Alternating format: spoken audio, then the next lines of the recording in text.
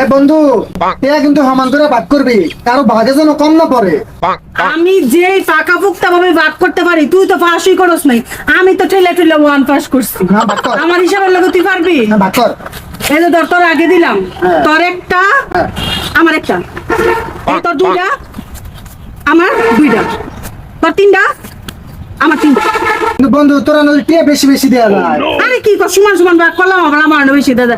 মানে হন, তোর যে একদিন নুডলস খাইছিলাম না, হ্যাঁ। এই 100 টাকা দে। হলো আবার ওই যে তোর যে একদিন হাওলাত মিলিয়ে আমার 100 টাকা। ওই যে দিন। হ্যাঁ, ও, এটা দে। আচ্ছা এলো।